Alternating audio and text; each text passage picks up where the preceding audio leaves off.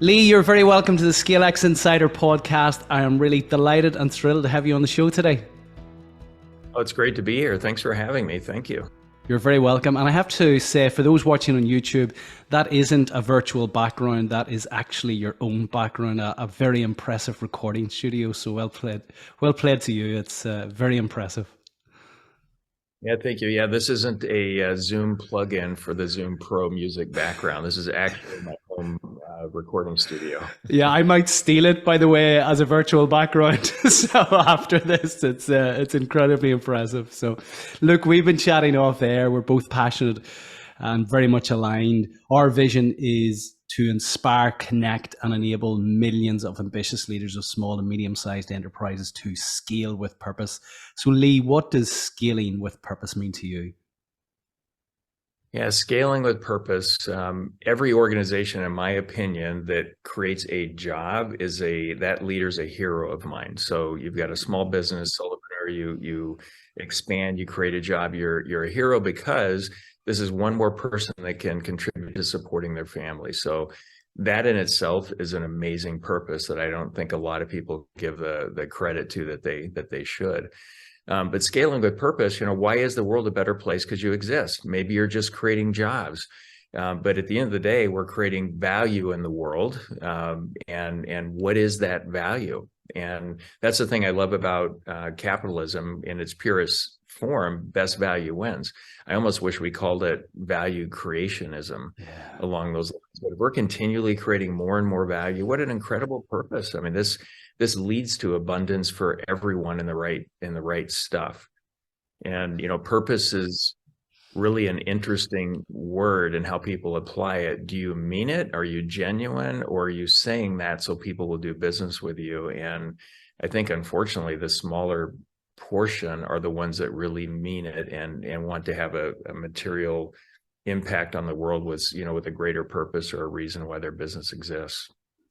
Yeah, and this is the essence of this podcast, and certainly everything that gets me up in the morning to inspire, connect, and enable those leaders of SMEs who truly are intentional about scaling with purpose. You've written a wonderful book. I have a copy here in front of me, defaced, for those listening, Your Most Important Number. So look, give the listeners a little taste of your background. What led you to keeping the score and subsequently writing the book, Your Most Important Number? Yeah, oh, sure. My first business, and we were chatting about it offline, was a band in the 1980s. And we would play over 300 nights, a lot of those years, out in clubs, concerts. The audience could range from just the cook and the bartender because nobody showed up, or it could be 5,000 to 10,000 people at a concert. But kind of going through that and thinking about like a business, light crew, sound crew, rhythm sections changing out, over the years, how do you keep scoring? For us back then, it was about the revenue we brought in so we could support our lifestyle. And then the very first business that I bought for its debt, and this was a company I worked for during the day to earn extra money.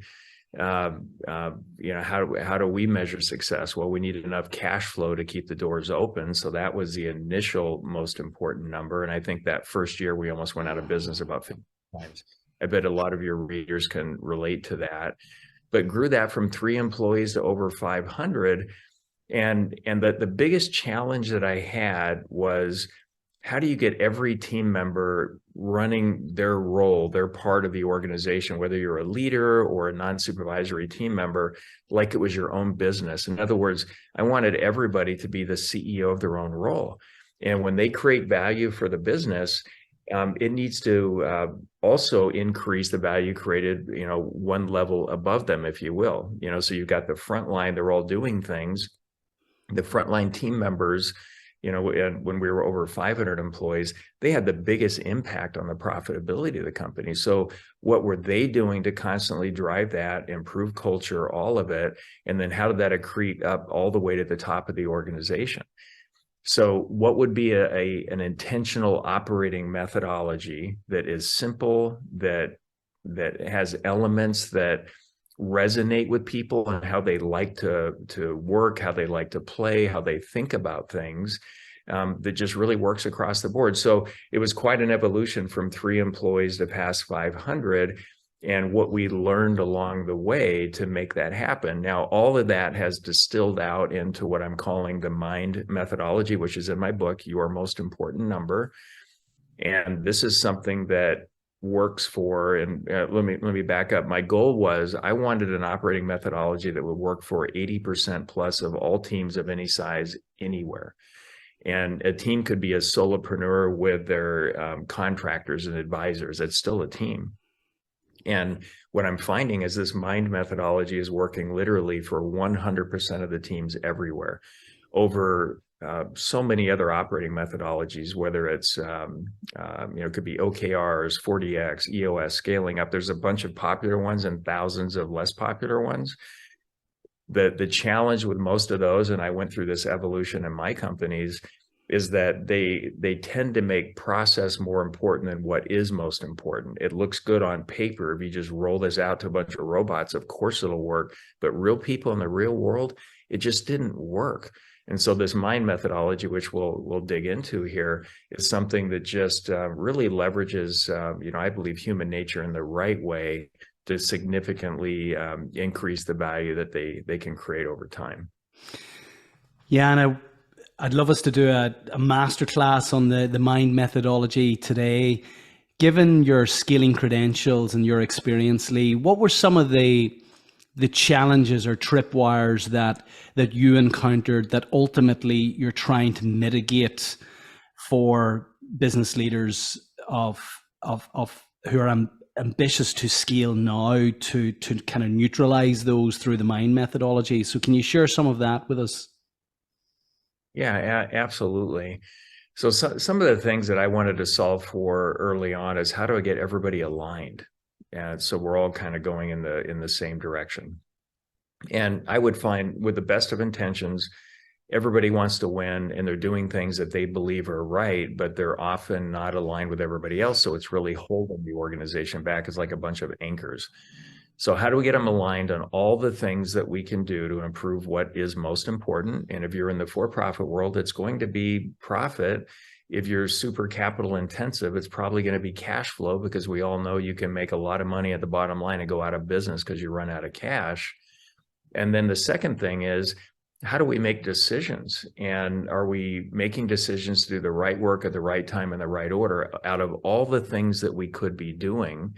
And then third, once we've done that and we've assigned these actions and goals, et cetera, to different team members, how do we drive the culture of accountability so everybody's doing what they said they would when they said they would, which is really part of that.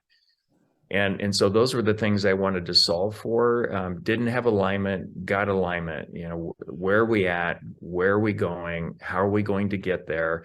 We're all part of the conversation. It's not one person rolling it out and everybody just do what I said. I want every brain in the room, being part of this. And then over time, this is a living, breathing approach to strategy. We want to continually increase the value we create, and we want to accelerate the rate at which we're creating value. And we know we're doing the right work when those things are actually happening. In terms of the most important number, my background's in finance, so numbers, juice, they got my juices flowing. I loved a good spreadsheet. I thought everyone else would get juiced up on the big numbers, the big ambitious goal in the context of a number. But for many people, on the factory floor, the big numbers, the big revenue numbers didn't really resonate. How do you connect those numbers that are, let's say, very meaningful amongst the leadership team and drive alignment and create a most important number for those guys who, let's say, that they struggle to contextualize, 100 million revenue? What does that mean to them? So how do you make that connection? Well, I don't think that anybody really gets it. Well, few people get very excited about a number, but I do think they get excited about creating value and accomplishing challenging things. And that's really what we're doing here.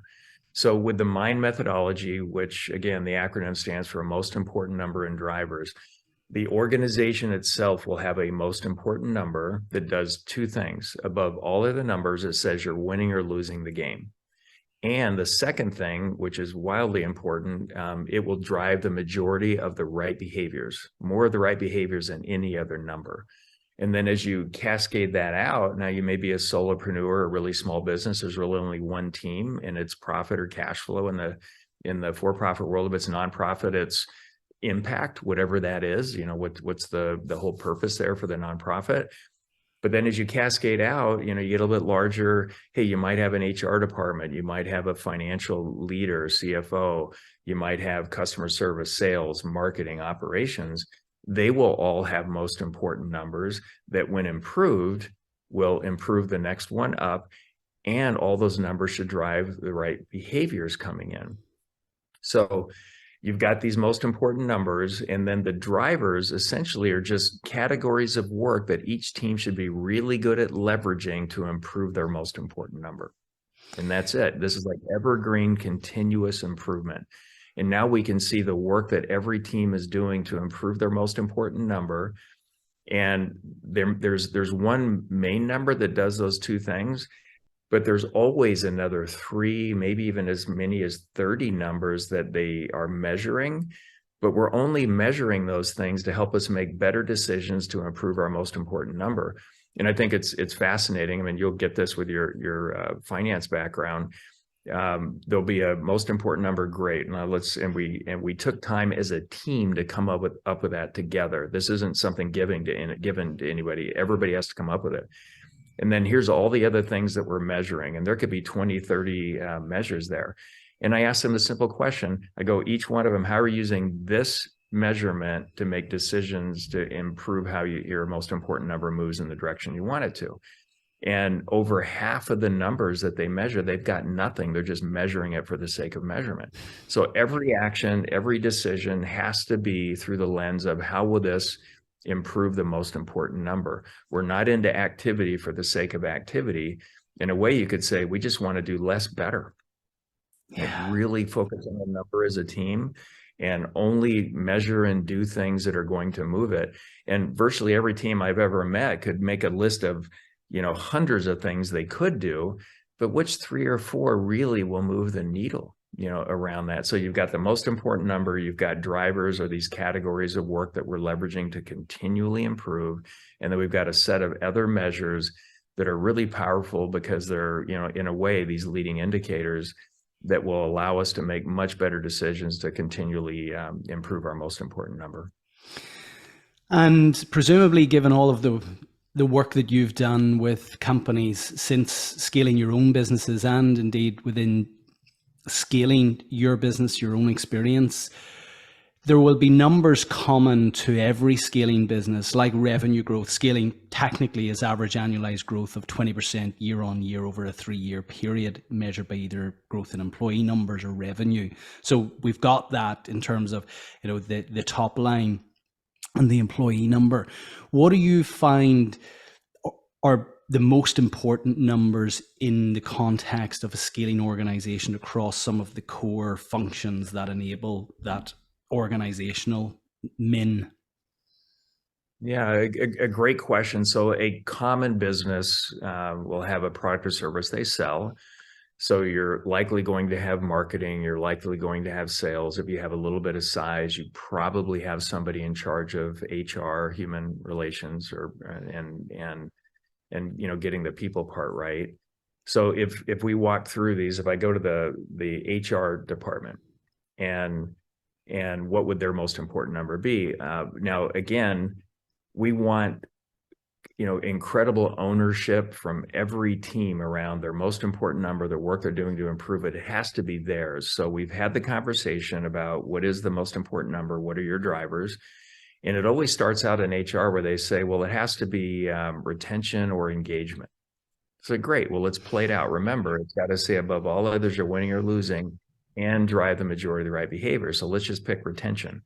So in theory, we could be 3 years down the road, 95+% retention, And at the same time, 80% of our employees can't deliver on the outcome-based responsibilities for the role we hired them for. But we won on our most important number, but it didn't drive all the right behaviors.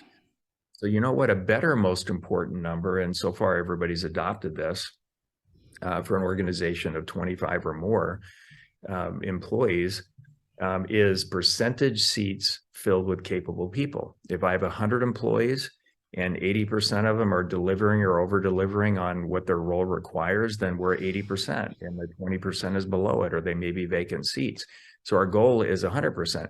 Now we're driving all the right behaviors. Let's do a better job of recruiting, a better job of training, giving the leaders the tools that they need to create this incredible environment where people can, get amazing results, be intrinsically motivated and empowered to create more value over time. So now we're driving all the right behaviors. But what's everybody saying in the world right now? Well, it's about engagement. It's about, it's about retention. It's hard to keep people. Keep which people, going in. We want a winning team. We want it to feel amazing to be there. And everybody has an ideal team to be on, but your team may not be the best place for them. We should want, as leaders, everybody to be in the best culture, the best environment, because it's what's best for the world. I mean, for everybody, it really is. Now let's go to finance, because that's, it's a big part of your background. I kind of love this, and it's fun to walk through it, but we'll go into companies, they've got 50, 500 employees, whatever, or more. And it's the same thing in really large companies. But the CFO or their financial leader will present these monthly financial documents. And I've seen some where, oh my gosh, I spent 4 hours going through this. Yeah. Everything I wanted to know is in there. This is incredible. I can pick through it and connect all the dots, and it will help me make decisions. But the first thing I do is I go to all the senior leaders, and I'll go to leaders throughout the organization and ask the question, how are you using this reporting monthly to make better decisions to improve cash flow or profitability or any other part of the organization? And 90+% of the time, they've got nothing. They're just looking at it. Well, how much revenue did we do and how much was left over? And so I go to the CFO, and they often say, well, people just aren't smart enough to get this stuff. They just don't understand it.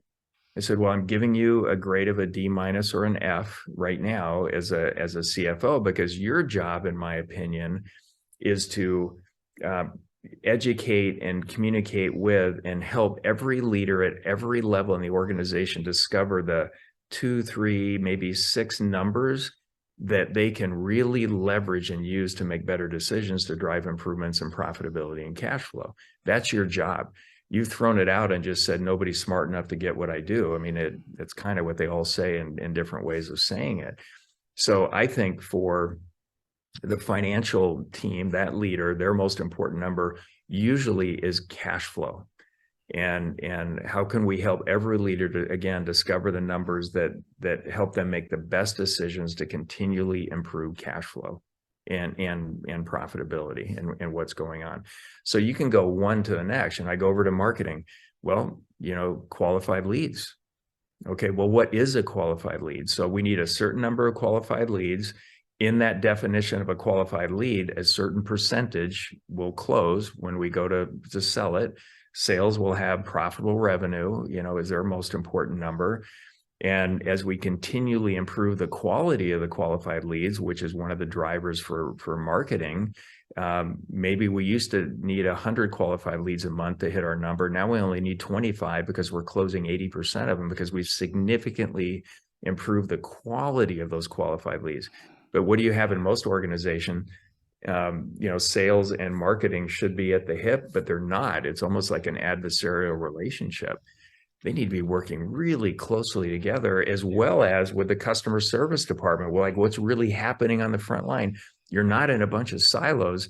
So that the beauty of this most important number in drivers methodology is everybody has a most important number. When improved, it accretes and improves all the way to the top of the organization. And it really fosters and encourages cross-functional collaboration.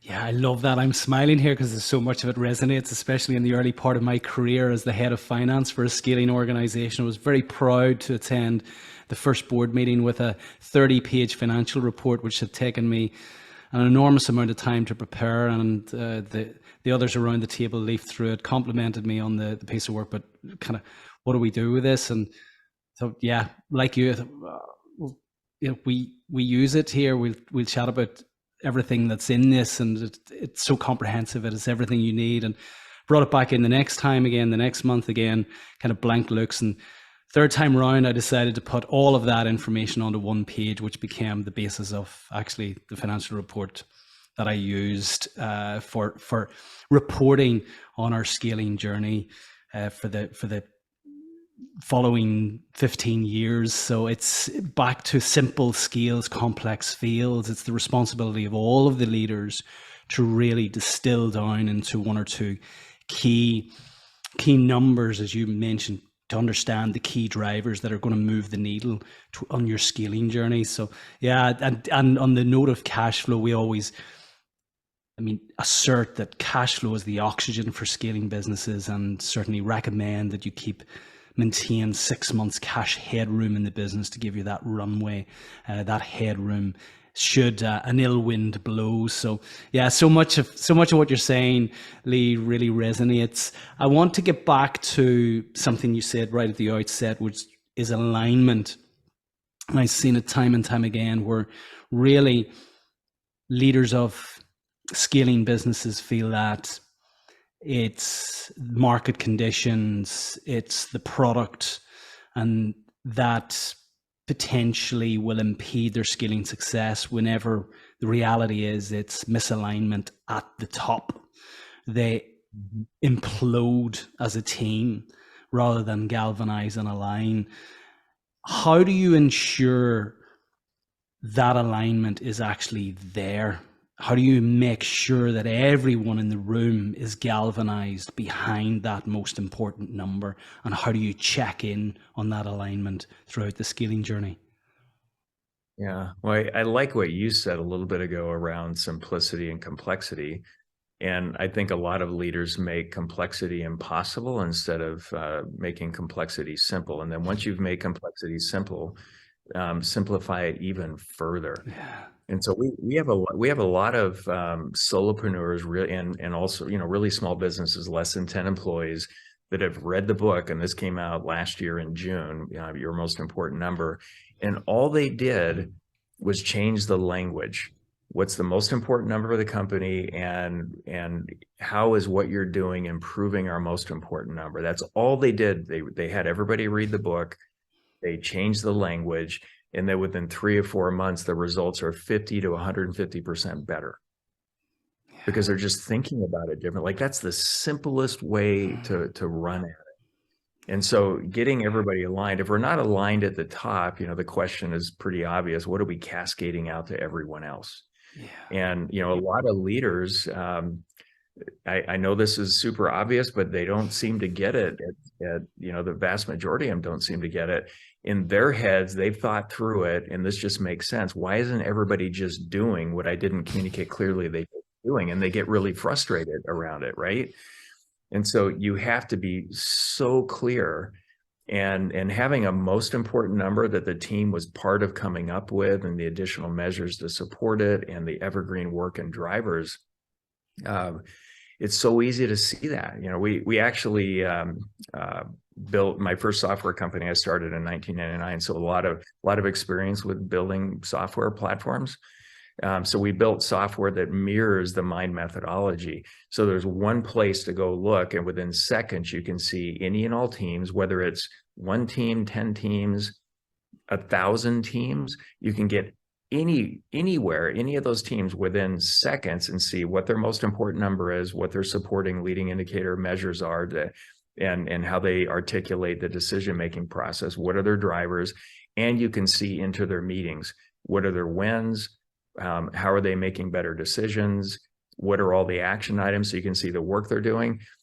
You could take a look at this, and any leader that's capable can look at a team, and within minutes, you can see if they're just checking the box or if they're leaning in to create more value. So I asked the question, what organization out there on the planet can you get this information in seconds on every single team?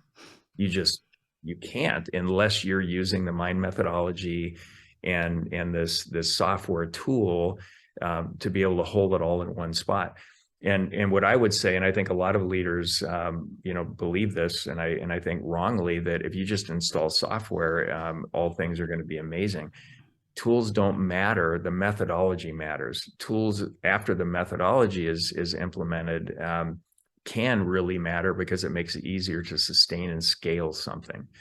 And so wanted to hold it together. It's hard to implement any operating methodology in 15 or 20 different platforms. I haven't seen an organization yet where they have the discipline to keep everything current. They just don't. Whereas what we've done here is mirror the methodology, which is simple, powerful. You can assess every team and see what's going on. You can cross-functionally collaborate. One team can look at another team, get their best ideas to incorporate into what they're doing, and easily cascade this alignment. So the most important number at the top, all the numbers to the front line should, when improved, improve the next one up, encourage cross-functional collaboration because there's so much interdependencies going on. And so this is alignment around sort of a continuous improvement effort to always be, increasing, let's say, its profit in the for-profit world. So that's the alignment piece. And then how do you cascade strategy? How do you connect strategy to execution? And that's another challenge. When you have strategic initiatives that you want to get accomplished, which part of the organization is best suited to do it? Which leaders are best suited to lead that effort? And how do we know that it's actually, getting done? And I'm sure your experience is a lot like mine. It's always an intellectually stimulating, nice conversation to have, talking about strategy, and we can do this and we can do that. And then a year later, how much of it did we really execute on? And usually it's not much in most small and mid-sized businesses out there. And even larger companies, that's a whole other animal and lots of games that get played over there. But we want a way to fully connect strategic initiatives to execution and ensure that they get done.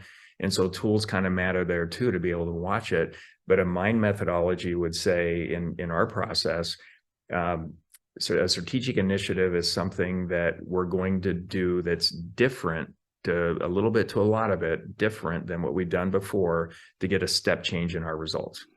And you've got it at the top of the organization, but every single team, doesn't matter where you're at, even at the front line, should have strategic initiatives, which are things they're doing differently to get a step change in their results, and be able to see this map through the organization. So drivers are evergreen. We're always improving. Everybody should be doing that.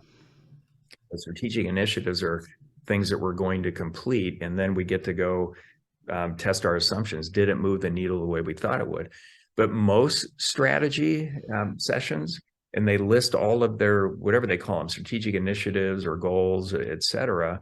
I had one company send me a list of 107 strategic initiatives. They had probably 700 employees. So yeah, great. And let me parse through this. We're going to help you execute on it. And there were only 27 strategic initiatives. All the others were please do your job. I mean, that was the category, just please do your job. Of course, you should do your job. And now we did this last year with this particular organization, and they accomplished 100% of what they set out to accomplish. And before that, it was less than 20% just following this. And I think they were just caught up in this planning session with 107 initiatives, and they had another 30 plus they wanted to pile on, but there really were only 27. I said it earlier, let's do less better. What are the few things we can do? So this is a big answer to your question, but we're aligning the most important number in continuous improvement efforts. Elegant, simple, powerful. It's everybody owning the work because they came up with the work.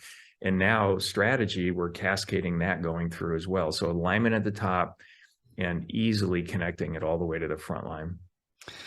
Yeah, I love that. There's so much alignment between what you're bringing with the mind methodology and certainly what we're bringing with the ScaleX framework. And we're both passionate in inspiring and enabling ambitious leaders of SMEs to really scale. What role does vision play in terms of putting color and context around the most important number at an organizational level? Yeah, every organization should be designed intentionally to create value and then increase that value over time. Great. So when I get into purpose, vision, mission, safety, quality policy, behaviors, values, leadership traits, whatever your set of what I'm calling alignment tools are, you want to be able to connect culture to financial results. And so for every single alignment tool, before you even draft a vision or before you draft a mission, a set of behaviors, values, before you draft any of it, the first question that needs to be answered is, how will having this alignment tool, like a vision or a set of behaviors, make us measurably better as an organization? And how many people have started with that question? It's almost, what do you feel, and what's your purpose, and what's your mission, what's your why? And that's what you put down here. In the mind methodology, we start with, with alignment tools. How is it going to make us measurably better? So at the very sort of baseline of it, I think a mission statement should do two things. It should tell our customers in a very compelling way why they should do business with us, and it should tell every team member why they get a paycheck. Because if we don't do that well, our jobs are in jeopardy. So there's a good purpose statement for a mission. And if I go back to the biggest company that I founded and exited, which was Able Aerospace, our mission was to safely reduce aircraft operating costs by providing resourceful component repair, overhaul, and approved replacement parts solutions. Now, I'll remember that forever because we lived it every single day. And every 6 months, every employee had to come up with one example of how they applied our mission statement to make us measurably better, either improving customer experience, internal or external, and or profitability and cash flow. So they would take a shot at the ROI. I did this, and this is what I think the result was, and this is why. Same thing for now. How do we interact with each other? Which is, I think, the second part of the foundation. And it could be a set of values or behaviors. I like to go straight to behaviors because it's observable and a lot less sort of subjectivity in how they're applied. So why would we want a set of behaviors? How's it going to make us measurably better as an organization? Well, purpose statement here, and I've used this for all of my organizations, and most clients I work with have adopted this. We want to create the conditions where at any point in time, 50% or more of our team members are performing, leading, and behaving as good or better than the top 10% at our strongest, most admired competitors. We do that, nobody can touch us. That's why we're doing it. And I remember when I came up with the first set for Able Aerospace, and back then it was Able Engineering was the name of the company. We had 70 employees. This is late 90s. And I said, hey, here's what we're trying to accomplish. Need your help. Please write down the observable behaviors of the best performing folks you've ever worked with on their best days.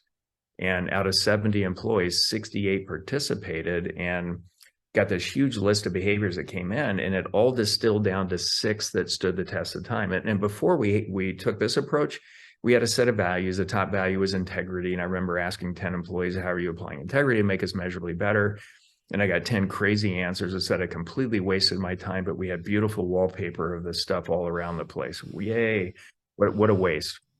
And so now after doing this, we said high-performing team members throughout Able Engineering at the time do what they say they will, the observable part of integrity, or they're fully engaged and participate within the team. They treat company resources as their own. They're respectful, honest, and straightforward.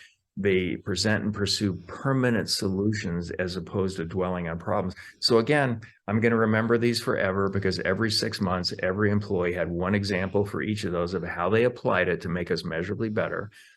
Now you get to vision. Well, I think generally speaking, vision should set our course. It's like, this is where we're going. We can never fully get there. I mean, it's the sort of common view of it. But again, how's a vision going to make the organization measurably better? How's a purpose going to make us better? How is a quality policy or a safety policy? Some things can make us measurably better in the numbers, and others can just be tickets to play. Like if we don't do this well from a safety standpoint, it could take us completely out of the game. So there's things that can improve and things that are just tickets to play going forward. So going through culture, I think foundationally, culture for every organization is made up of beliefs, decisions, accountability, and practices from which that organization creates value. And I can audit every organization that way and find where the disconnections are and that are causing them problems. And at the same time, they should create their own set of intentional alignment tools, like I just kind of went through, to make it theirs and be this incredible management tool that anytime something doesn't go like it should have, you can find one or some combination of these alignment tools that weren't exemplified, and a great way to catch people doing amazing stuff and build on it. So that's a sort of a short version of, well, how do you connect culture to financial results? We'll start with, how will each alignment tool make us measurably better before we even draft the darn thing, going in. And until the mind methodology, I haven't seen anybody take that approach. Give us a sense of what the check-ins look like. What was the cadence? You mentioned 6 months earlier. Was that the cadence in terms of the check-ins on behaviors aligned to the values? And what were the what was the sense of the on the job kind of calling out or catching people in when they're doing something great as opposed to catching them out? Can you give the listeners a sense of what that looked like, as opposed to, I think a lot of people will be familiar with the annual performance review, and at some point, values will be touched upon in the conversation around performance. But just reading your story and getting a sense of how you're communicating this now, Lee, I sense it was very, very different. So can you share that with the listeners? Yeah, one of the things I believe to set up the answer for this question is that traditional goal setting does not stand the test of time. And when I go into an organization of any size and I look at all the goals they have, usually more than 80% of them are not very thoughtful. And what I mean by that is it's not aligned to creating value for the organization, and it doesn't feel good for most employees. A common practice could be, or is, that I see, create 2 to 3 goals every quarter, get it approved by your manager, and rinse and repeat every quarter. Well, that doesn't feel very good for most employees. On paper, it looks okay, but it just doesn't feel very good. And then we do an annual review. Employees throughout the year have not had very good feedback.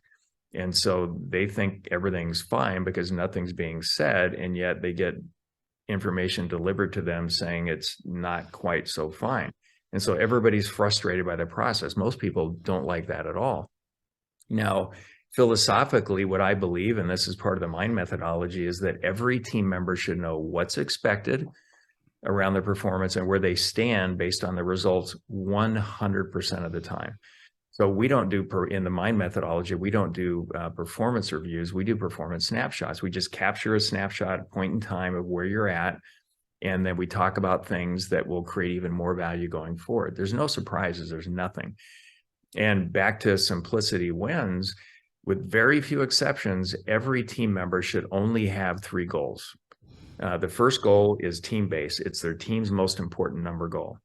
That's it. And then the second goal is their outcome-based responsibilities goal. So you have a role. There will be maybe 1 to 3, max 4 outcome-based responsibilities that you signed up to achieve. And there might be a list of 15, 30 capabilities, but you need to be capable to achieve those outcomes. So really simple. So we got your most important number goal, which is team-based, your role-based goal, which covers your outcome-based responsibilities. And the third goal is the culture goal.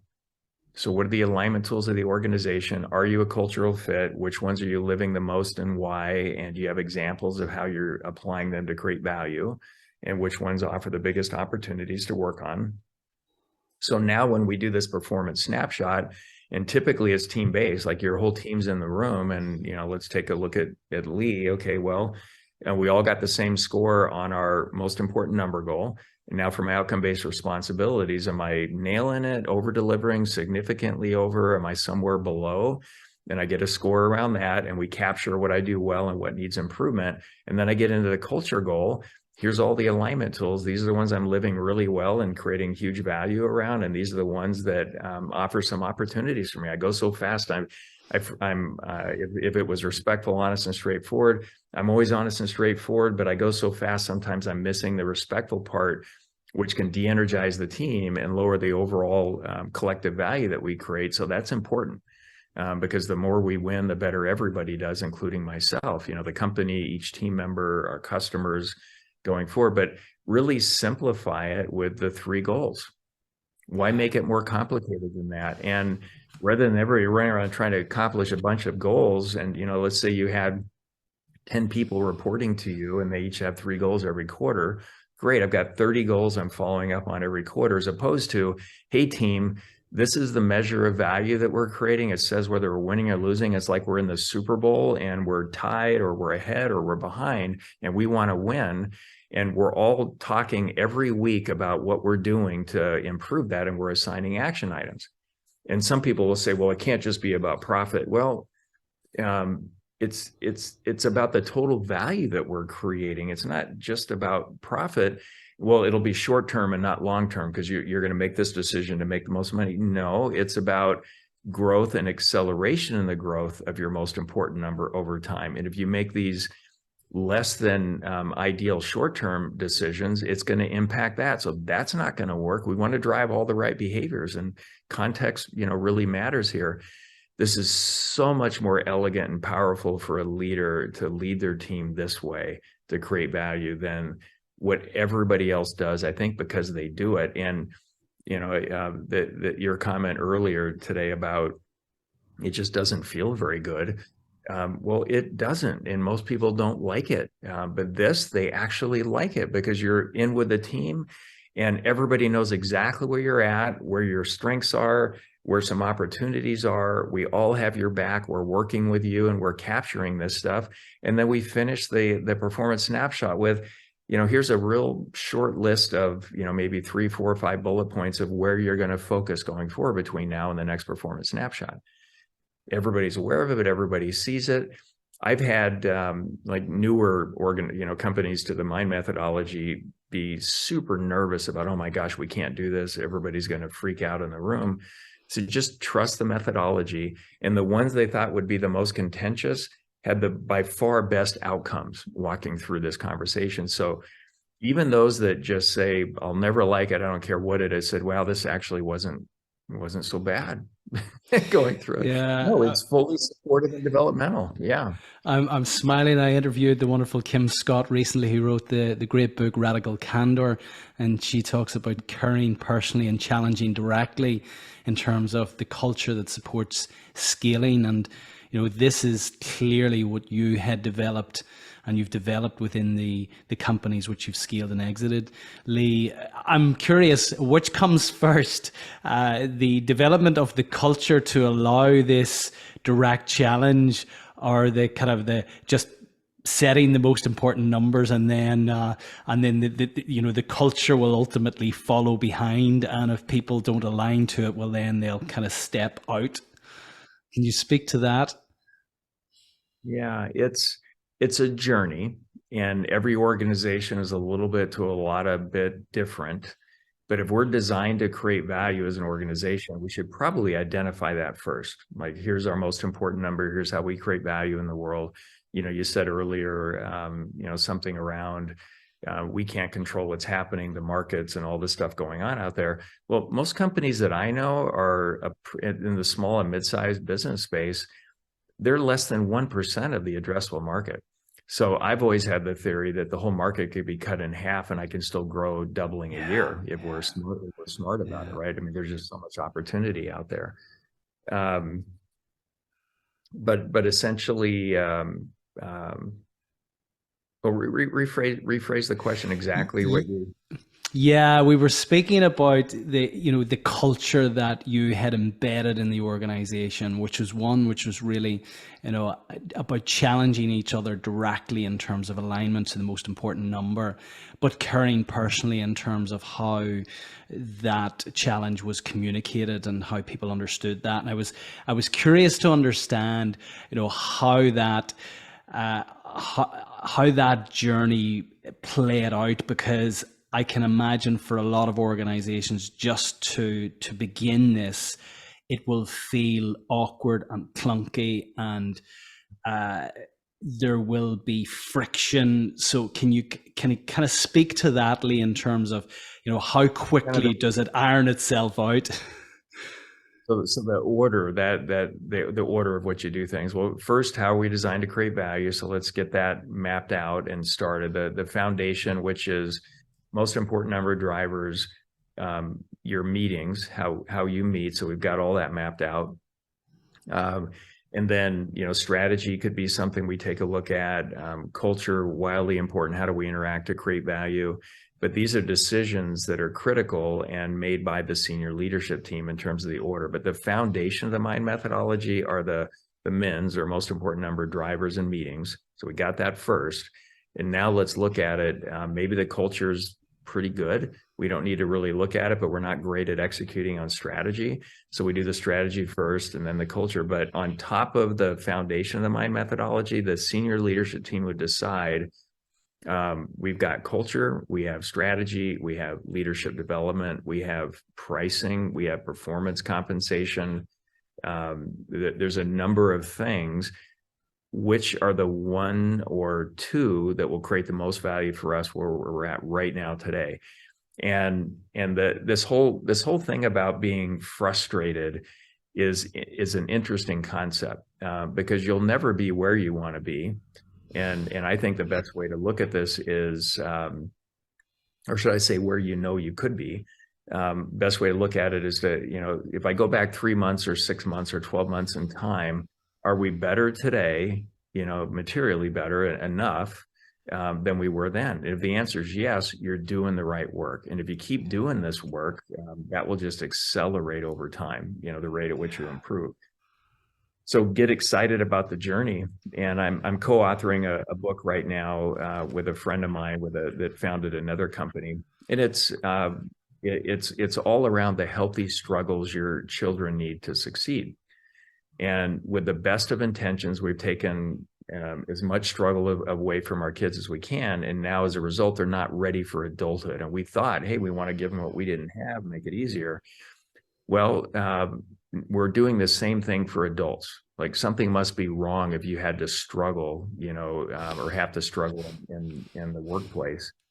Well, to accomplish significant things, there's going to be a fair amount of healthy struggle to do that. And you always come out the other side so much better, able to create even more value.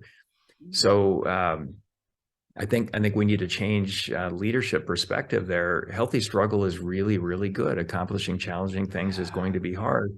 And when you come out the other side, self-esteem is going to elevate. It's going to be incredible. But it's wild to watch adults act like victims because it got a little bit hard. You know, so let's test the theory. If the theory of no struggle is best and you get better because of that, so I don't have to go to the gym. The less I go to the gym and work out, the stronger I probably am, the more flexible I'll be. That it doesn't make any sense. And yet we're living in a world where if you're not happy 100% of the time, something must be wrong with you. Oh my gosh, you can't struggle. No, but you know what? You can be more and more fulfilled on average over time. And you're going to have periods of struggle, periods where you're frustrated, maybe not happy. That's fine. It's normal. How else do we grow? So foundation, and then again, decide of these things, these really important elements of running a business, which one do we want to tackle first that will create the most value? And then now you're having a conversation with the leadership team around, or whatever team you have, around what's the return on investment for doing this thing? If everything we do should be done with the intent of making us measurably better, how would we assign a value to this stuff? And a lot of folks can't even get their heads around that fully when you first start having the conversation. I can't explain wisdom, experience, character into anyone, but I can plant seeds and create the conditions for them to develop that over time. And it's not uncommon to start talking about these things and keep in the back of your mind, it'll take probably 6 months to a year before they really start wrapping their heads around it and make better decisions. And I think another way to to look at this. If it took you 12 years to figure this out as a leader, let's give our team members at least 12 minutes to figure it out, right? Like we forget, like we got it. If I just explain it, they'll be able to be that person. It doesn't work that way. We're the great leaders or developers of other leaders, of other value creators. Yeah, completely agree. So much wisdom in all of that. I want to come back to something around belief. And you write in the book, you have a whole section on core beliefs, but I want to hone in on the core belief of the CEO, because for us, psyche is the first principle of our 10 principle scale X framework, because ultimately the organization will never scale beyond the psyche of the leader of the organization. If they only believe that they can do $2 million in revenue, that's the limit that they're putting on. If they believe they can do 20 million, that's the limit. 200 million, that's the limit. And you speak to this in terms of, I have decades of experience in CEO peer advisory groups, observing hundreds of CEOs and what each believes is and isn't possible for their organization. It is no surprise that the CEOs presenting annual plans with 2 to 8% growth numbers regularly hit those numbers and just as regularly fall short. Conversely, the CEOs presenting annual plans with 20 to 50% plus growth, which is scaling, of course, more often than not hit or beat their growth plan numbers. With very few exceptions, I believe CEOs planning for and achieving single-digit growth can achieve so much more if they just change their core beliefs. I love that. Can you just speak to that a little bit more, Lee?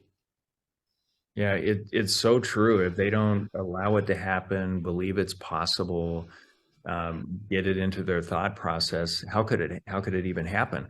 And I've said for the longest time, the single biggest limiting factor of any organization, including the ones that I've started and sold and currently run, is the leader at the top. And so how do you create that environment where you get, out of the way? But beliefs are fascinating. So I'll listen to folks I'll be talking to, and they're leading an organization, and they go, "Man, I'd really love to be part of what you're doing. I'm just so bored where I'm at." And like, oh my gosh, that's code for I'll never ever work with you, because I believe that every organization has unlimited growth. They just do. And, relatively speaking, and wherever you're at, even my aerospace companies, back in the day, we started in one spot and we iterated so many times to create more and more value, listening to our customers, that what we did when I bought the company for its debt in 1993, from when we sold the biggest one in 2016, what was 100% in 93 was less than 0.002% in 2016. And we just kept adding more and more value. And I think when it comes to beliefs, it'd be interesting as an exercise and I didn't put this in the book, but an interesting exercise for every leader to write down what they philosophically believe around important parts of the business. And so what do I philosophically believe around incentive pay? Like, what will drive all the right behaviors? Like, why would I do this? What do I philosophically believe about our ability to grow? What do I believe about the biggest limiting factor inside the organization? So if you look at these different things, and one real big one would be, and this is true for me, and I said it earlier, I philosophically believe that everything we do as an organization should be done with the intent of making us measurably better, and everything else is a waste of time and resources.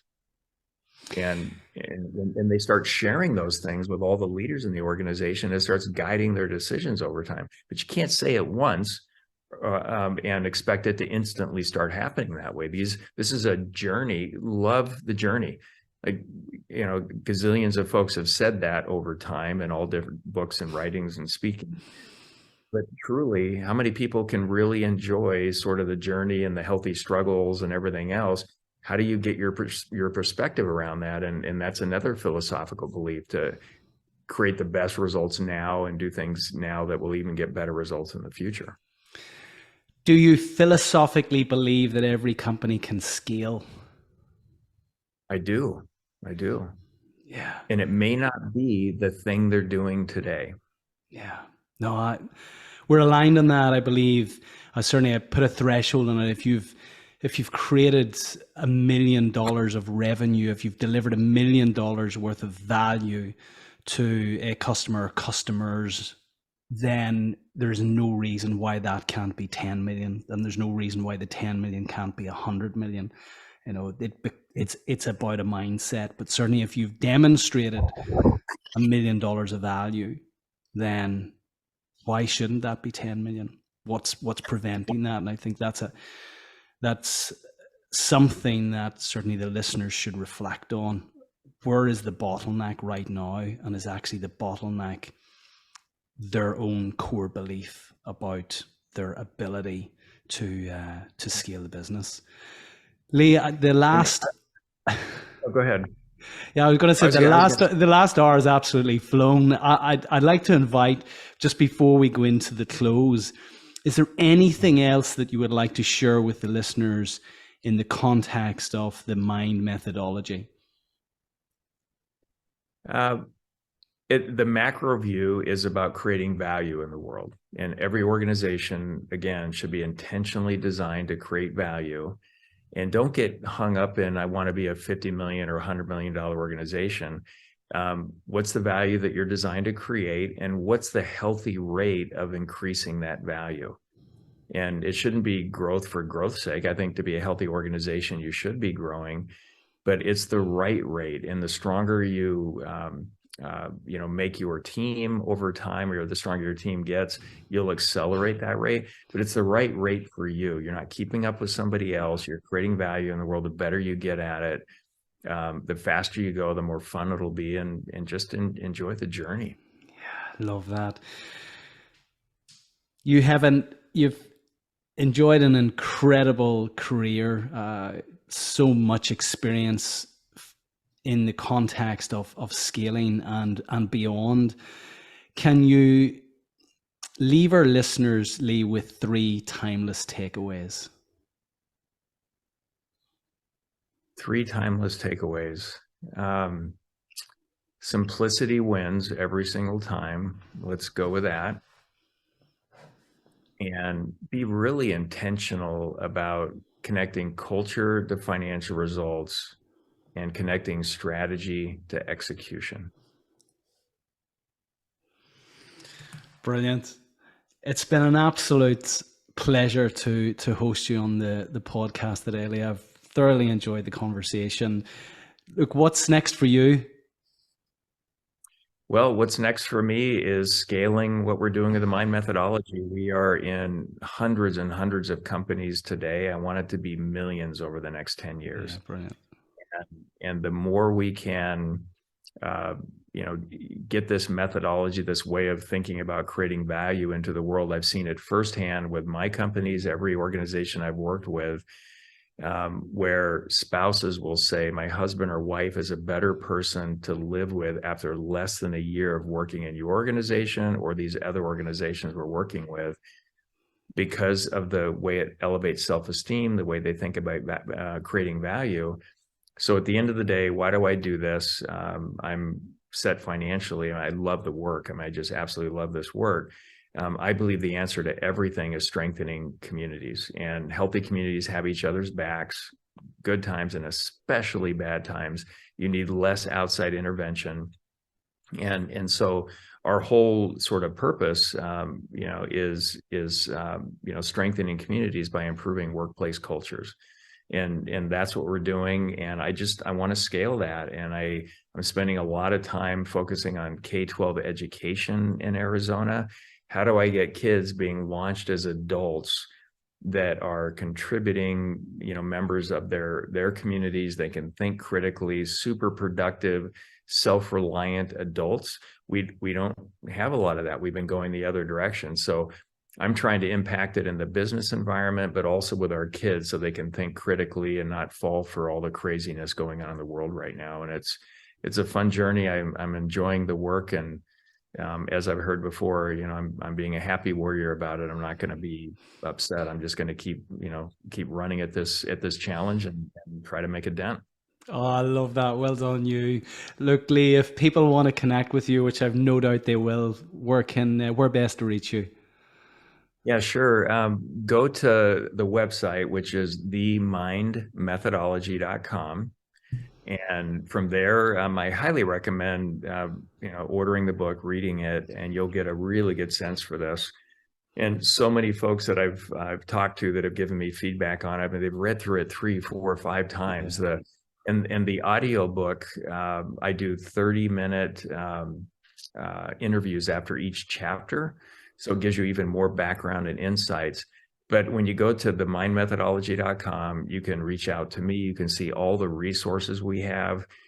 We have a growing number of facilitators that can help organizations implement the MIND methodology. You can certainly do it yourself, but it always goes faster with a certified facilitator helping you with this process. So that's the best place to find me. Connect with me on LinkedIn. I have tens of thousands of folks over there. It's an amazing value creation community. Please join.